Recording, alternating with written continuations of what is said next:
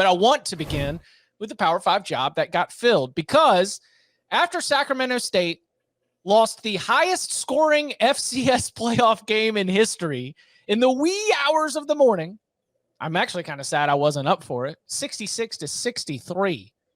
Gracious. The next morning, we get to find out that Troy Taylor, the head coach of that Sacramento State team, is going to be the new head coach at Stanford. Now, Troy Taylor came up as an offensive assistant. He's a former Cal quarterback, so, intimate knowledge of the rivalry and all that. He's been a Pac-12 assistant at Cal. He was a graduate assistant under Rick Neuheisel at Colorado, worked for Steve Mariucci at Cal.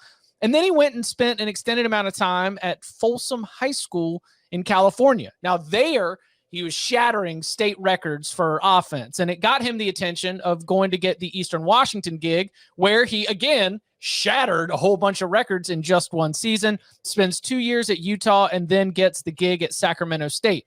He led Sacramento State to unprecedented highs. He was named the National Coach of the Year at the FCS level once. He was named the Conference Coach of the Year twice.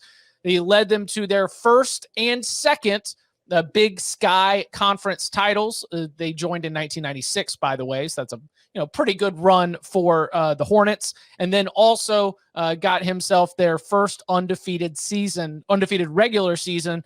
That was this year, which came crashing down. So we know that we're expecting some offense from the arrival of Troy Taylor, but there's a lot more that has to get done in order for Stanford to be able to reverse what has been a couple years of backsliding within the Pac-12.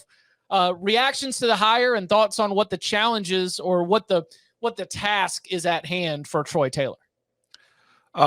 You mentioned his success at Sacramento State. Just to put some context to it, he was 30-8 in 3 years for a winning percentage of 81.1%. He's the 11th coach in program history.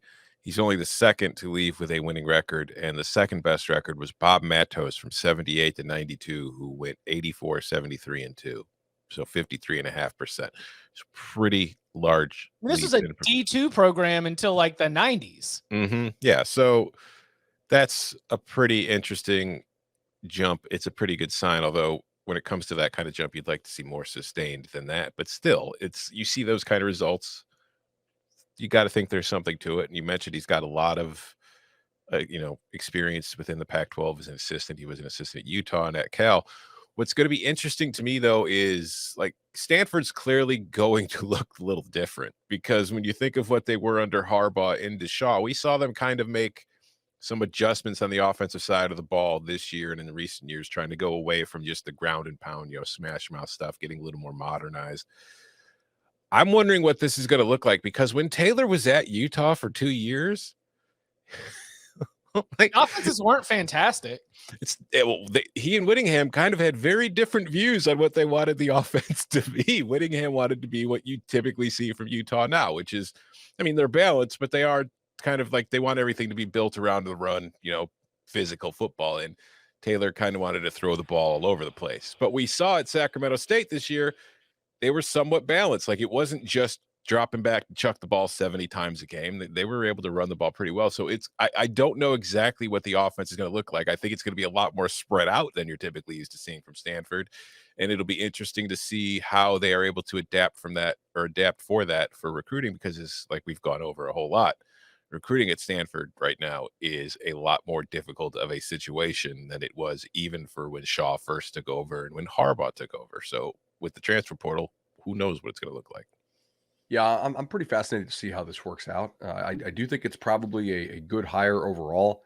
And from like a power rating standpoint, it would be tough for Stanford to be much worse than they were this year. There's really not a whole lot more you can go down unless you want to get into that like New Mexico State, Nevada, Hawaii this year type territory. And yet there's noise out of Stanford that they're going to improve their NIL, that they're going to have changes as far as allowing transfers in. And I kind of will believe it when I see it.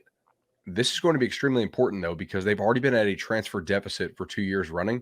Mm-hmm. And guys, they have 15 dudes right now in the transfer portal. That's pretty huge. So we're going to know right away, I think, how Stanford is going to allow Troy Taylor to operate. maybe they'll actually let him take kids in. If not, this is going to be, I think, your front runner for the worst Power 5 team in the country, and maybe by a lot. Like, that's a lot of guys to lose heading into next year. Correct. Yes. If they up their NIL and if they change their transfer game, do you think that Stanford would be able to take the potential of an explosive offense to be able to scoop up some of these wide receivers that might not find landing places? Because if you're going to be able to sell the opportunity to see a whole bunch of like looks, a whole bunch of touches, a whole bunch of targets in a game, then that could be a way that you start to attack the inefficiency. Because what I saw from this was that, like you mentioned, Tom, the sort of physical brutality of that Harbaugh to early Shaw era, kind of lost its way a little bit. And then David Shaw did have some good quarterbacks and some good wide receivers and tight ends where they were able to bring the vertical passing game. My assumption here is that now you're almost going zig then zag, where you're trying to be a team that is going to go really wide and very much try to hit explosive plays and be able to find matchup advantages within the scheme. Like, as I was doing some digging on Taylor to write a story for CBSSports.com on the hire, there was a lot of, commentary on he's just the like flip open a notebook and just start drawing up a play. Like, he gets really, really into the scheme stuff. Then that scheme is going to be something that he's going to try to use as a real advantage here. But how quickly can you even have the dudes to be able to go out there and execute that scheme? At a normal job, one off season. Yeah. At Stanford right now, it's probably going to take a couple of recruiting classes at off season, because like Bo was saying, we need to see how serious they are about the NIL and the transfer stuff before we can really know how quick. Like, this is, I would assume getting the job, it's everybody understands in that, department, like, this isn't going to be, we can fix this in 1 year. If we're going to make this kind of change to what I'm going to try to do, it's going to be a couple year like adjustment period. So I wouldn't, if I'm a Stanford fan, I'm not really expecting to be, going to a bowl game next year. Although maybe, who knows, maybe it works. You never know. That's the fun part of this sport.